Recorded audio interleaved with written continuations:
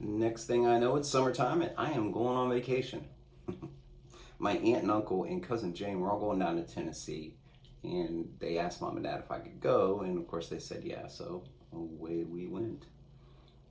Uh, my cousin Jane and I rode in the back of his Chevy Silverado all the way down. It had a truck cap on it, and with the bags and blankets and pillows and what have you. We had a lot of fun, um, except when we crossed the river from Ohio to Kentucky. Um, I broke down so bad. I was missing my family at that point, and it was just all overwhelming. And I'm just like all emotional, and I start crying, but I didn't want my cousin to know. So I stared at the canopy window. It was just crying these quiet tears, and um, and eventually she heard me kind of whimpering or what have you, or sniffing or whatnot, and so she crawled over and said, "Are you okay? What's wrong?" And I said, "I miss my family." But she gave me a big hug, and I was okay after that. Um, no, but we made it down to Tennessee. They had a beautiful lake house at the time, an older house, 2 or 3 rooms, couple car garage, had a screened-in back patio that had a large yard that led off to a dock that we had a ton of fun on. Um, One of the best memories was going into town. Uh, my cousin Jane and I would ride our bikes into town, an old country town. There was maybe a laundromat, a one pump gas station, and a convenience store of some form, um, grocer, what have you.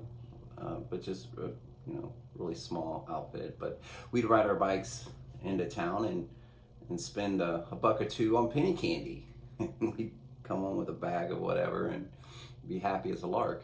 Um, and the road into town was just gorgeous too. I mean, it was this long, narrow country road, and these trees just draped over the entire unpaved road with very little traffic. You never seen any cars, so we felt completely safe riding our bikes, a mile or two down this road, and it was just something out of a painting. It was just gorgeous. But there was one day in particular, I decided to take a boombox with me. I thought that would be cool. I'd seen it on the movies. That's what all the cool kids did anyway. And so I took this boombox and I put it on my shoulder. And I had a Paula Abdul cassette tape that I'd put in there. And I didn't play the music till I got in town, just to like show off, I guess. I don't know. And I remember going in, and we were getting on the parking lot or what have you. And that was my moment, man. I had it all ready, boombox on my shoulder, riding with one hand. Well, I had stopped and pressed play, started pedaling with one hand, and was just rocking some Paula Abdul, man. All the farmers in the area were just kind of like smiling and looking at me. And my cousin Jane was starting to get embarrassed, I could tell. I was starting to get embarrassed. It was, a little odd, but ultimately we had fun. It was a good time, and you could tell the country folk there were thinking, those kids these days. But anyway, the biggest thing about that trip actually was I almost drowned. Yeah, so we had been playing down by the dock that afternoon, my cousin Jane and I, and swimming around, what have you, and it was time for lunch, and then we did something in the house afterwards. But I just wanted to swim again, and it was about 6 or 7, and so it was getting a little bit later. And my cousin, she was just tired. She didn't want to, wasn't interested, was bored. And so I tried to talk her into it a couple times, and she said no. And I finally asked my aunt if I could go, and so she said, "Fine, yeah, go have fun, whatever." So I went down by the dock by myself. I had my life jacket on. I'm, kind of wading in the water, what have you, and finding things to do. I just wanted to swim. And, I'm swimming around, and I kind of got bored with it all after a while. And so I saw this inner tube off to the left, and kind of paddled over to it, climbed up on the side, and just kind of, hung out with my arms over the side, looking, across the lake or whatever. And I had this idea all of a sudden to kind of climb up in it and look down at the bottom, and it had a bottom in it that had collected some water. And so, kind of splashed it in there. And I thought, man, it would be cool if I just kind of like put my arms over the side and just put my head straight down. And then when I got all the way to the bottom, I can just pull myself up. That would be fun.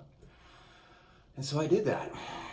Well, I slipped. My jacket's too freaking big, so it gets stuffed in this hole. It's the perfect size. And all of a sudden, I am stuck with my head under water, under 6 inches of water, and I can't get out. And so, yeah, my hands are up on the top of the inner tube, pinched down by my side, nonetheless, with basically my feet straight up in the air. I'm head down. And I try to pull out, and I can't. And I start getting that freak out feeling. But I said, no, there's no way I can pull out of this. Let me try again. And I tried harder to pull out, and I couldn't. And so I relaxed. I didn't know what to do, but I'm there and I'm stuck and my head's underwater. And I say to myself, I have got to try as hard as I possibly can to get out of this water. I've got to pull up and I've got to kick at the same time.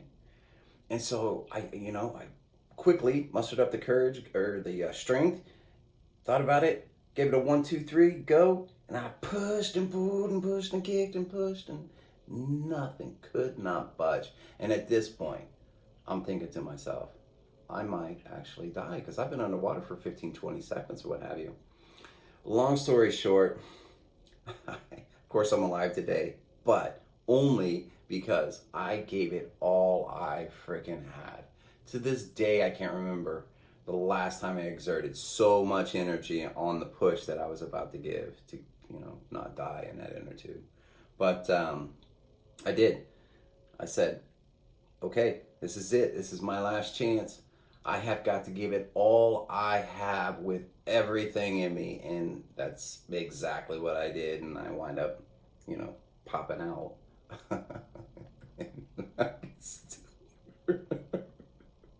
Oh, coming out of there too, man. Just wiping all that water off of me. Of course, I take a big gasp of air and just being like, oh, thank God, I'm alive. Oh, gosh. I can't believe I was so dumb as to get myself in that situation. But, boys will be boys.